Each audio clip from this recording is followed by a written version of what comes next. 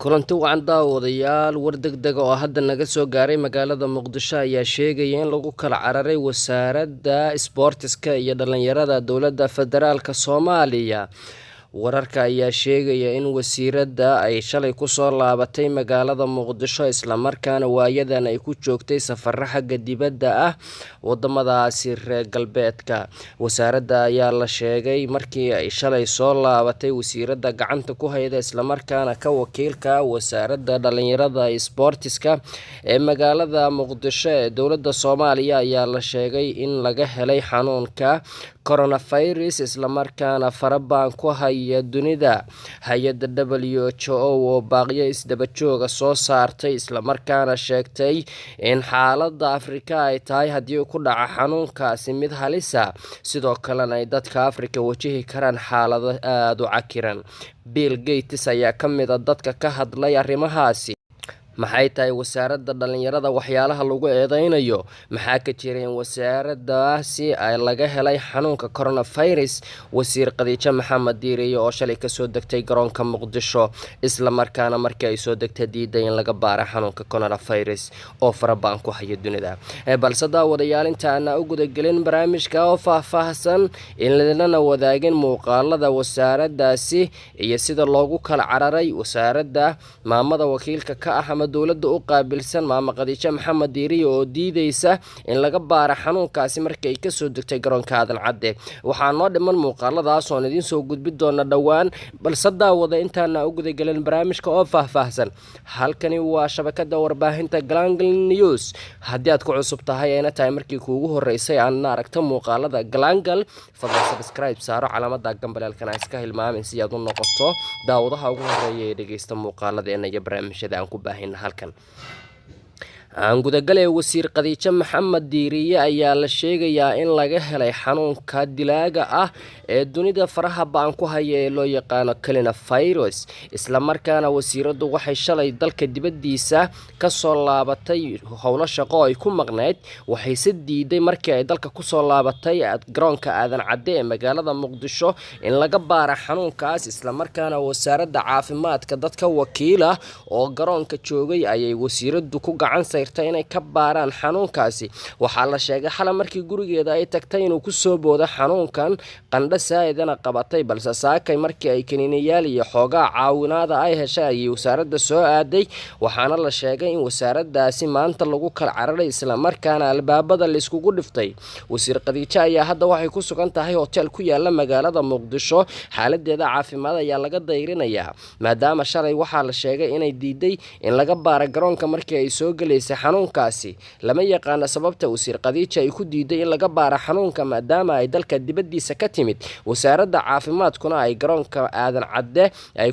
ay geysay dad khubaro ah isla markaana qalabka lagula socdo xanuunkaasi ay garoonka geeyday halka wasiirku uu sharciga ka tallaabsaday shalayto kadib markii wasaaradda caafimaadka dadkii uga wakiilka ahaa ee garoonka ku sugnaa ay ka diiday inay baaraan. hadda sawirkan iyo muuqaalka idin muuqdaahi waa wasiir Khadiija Maxamed Diiriye oo ku sugan xarunta wasaaradda isla markaana kaga qayb galaysa xaflad lagu qabtay wasaaradda horaantii bishan. dhanka kale wasiirka ayaa lagu eedeynayaa inuu sharciga ku xadgudbay maadaama shacabka iyo diblomaasiyiinta iyo wasiirada iyo sidoo kale madaxda dowladdu ay u sinan yihiin sharciga markii laga hadlayo xanuunkan ba'an ee dunida ku soo baahaya. sidoo kale wasaaradda ayaa lagu eedeynayaa inaysan u dulqaadan markii lagu amray in laga baaro wasiirka xanuunka. sida sharciga ah garoonka Aadan Cadde ee magaalada Muqdisho ayaa waxaa ku sugan koox khubaro ah iyo dhaqaatiiro caalami ah sidoo kalena la socda dadka ka soo degaya garoonka. waxyaalaha kale ee la yaab kale ee lagu haysto wasaaradani ayaa waxaa ka mid ah in wasiir Khadiija aysan u qalmin inay hogaamiso wasaaradda dhalinyarada iyo isboortiska maadaama aysan wasiiraddu ahayn qof dhalinyaro ah sidoo kalena ay tahay qof da ah. wasaaradana lagu talagalay in lagu shaqeeyo dadka yaryar ee dhalinyarada ah ee soo koraya sida dadka ka weyn wixii ka weyn 20 sano ilaa iyo u dhaxeeya 40 ilaa 30 sano ayaa loogu shaqeeyaa wasaaradda maadaama wasiiradu ay kor u dhaaftay 70 ayaa lagu eedeynaya inaysan hogaami karin wasaaraddan sidoo kalena waxaa la sheegay in wasiirkani ay ka weyn tahay sharciga isla markaana ay quursanayso dadka ka shaqeeya garoonka aadan cadde wasaaradda caafimaadka oo dowladda federaalka mas'uul uga ah caafimaadka dalka ayaa waxaa la sheegayaa inay arrintii shalay ka dhacday garoonka aadan cadde oo idin la wadaagi doona cadeymahayda iyo sidoo kale inay wasaaradani ama wasiirkani uu ku xadgudbay sharciga isla markaana uu baal maray nidaamkii loo dejiyay garoonka aadan cadde dadka ka soo degaya ee dalka dibadiisa ka imaanaya si looga baaro xanuunkaasi maadaama dadka dunida ku nool ay la dala dhacayaan xanuunkaas uu farabaan ku hayo haddaba waxaan idin soo gudbi doonaa wasiirka dhalinyarada iyo sportiska oo arrintaasi lagu eedeynayo ay shalay iyadoo ka soo degtay garoonka aadan cadde ee magaalada muqdisho maxay tahay sababta wasiirkani arrintani aysan uga jawaabin markii shalay ay ka soo degtay garoonka muqdisho oo la sheegay in caafimaadkeeda la baari rabay isla markaana ay ka soo horjeesatay wasiir Khadiija ayaa ah wasiirka dhalinyarada iyo sportiska dowladda federaalka Soomaaliya isla markaana uga wakiilka ah dhalinyarada gobolka Banaadir iyo arrimaha sportiska haddaba wasiir Khadiija ayaa waxaa la sheegayaa inaysan u hoggaansamin sharcigii loo dejiyay garoonka isla markaana arrintaasi ay hadda wasaaradda caafimaadka ku howlan tahay waxaana suuragal ah haddii wasiirkani lagu helo dambigani in laga qaado xilka maadaama ay u hogaansami weyday in laga baaro xanuunkaasi muuqaalka oo ay qabatay shalay kaamirada wasiirka oo ka soo degaya garoonka sidoo kalena diidaya in laga baaro xanuunkaasi ayaan idin soo gudbi doonaa si aad ula socotaan muuqaaladeena iyo barnaamijyada aan baahino fadlan ka mid noqo saaxiibada ku xiran channelkeena oo subscribe saaro haddaba wasiir Khadiija ayaa hadda xaaladeeda caafimaad waxay tahay mid laga dayrinayo maadaama looga shakiyay inay xanuunkaas qabto shalayta markii ay ka soo degtay garoonka muqdishona la sheegay in ay diiday laga baaro xanuunkaas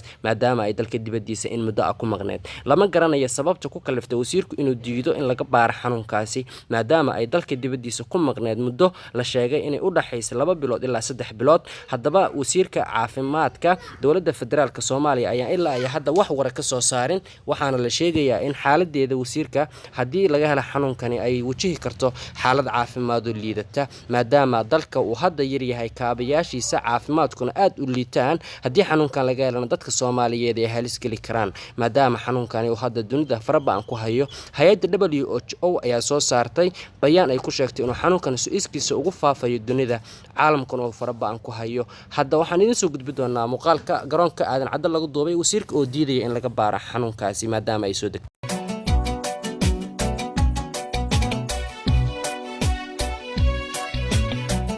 wasiir marka hore ku soo dhawaad dalkaada hooyo waxaan rabaa inaan kaa baaro cudurka coronavirus maadaama dalka dibadiisa aad ka timid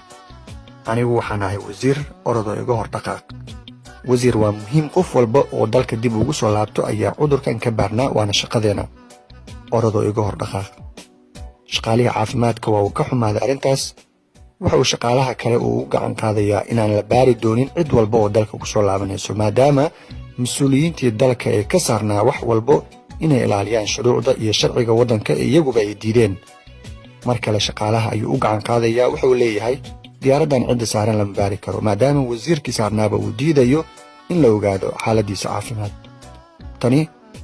waa qayb ka mid ah siyaasiyiinta sharciga ku xadgudbo sharciguna cid walba ayuu qaban karaa fadlan mudane iyo marwa u hoggaansamaana sharciga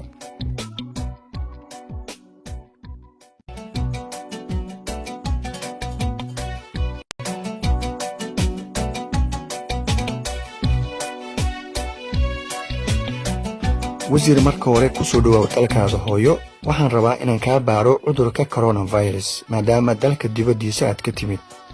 anigu waxaan ahay wasiir orodo iga hor dhaqaaq wasiir waa muhiim qof walba oo dalka dib ugu soo laabto ayaa cudurkan ka baarnaa waana shaqadeena orodo iga hor dhaqaaq shaqaaliga caafimaadka waa uu ka xumaaday arrintaas waxa uu shaqaalaha kale uu u gacan qaadayaa inaan la baari doonin cid walba oo dalka ku soo laabanayso maadaama mas'uuliyiintii dalka ee ka saarnaa wax walba inay ilaaliyaan shuruucda iyo sharciga waddanka iyaguba ay diideen mar kale shaqaalaha ayuu u gacan qaadayaa wuxuu leeyahay diyaaraddan cidda saaran lama baari karo maadaama wasiirkii saarnaaba uu diidayo in la ogaado xaaladiisa caafimaad. tani waa qayb ka mid ah siyaasiyiinta sharciga ku xadgudbo. sharciguna cid walba ayuu qaban karaa. fadlan mudane iyo marwa u hogaansamaana sharciga.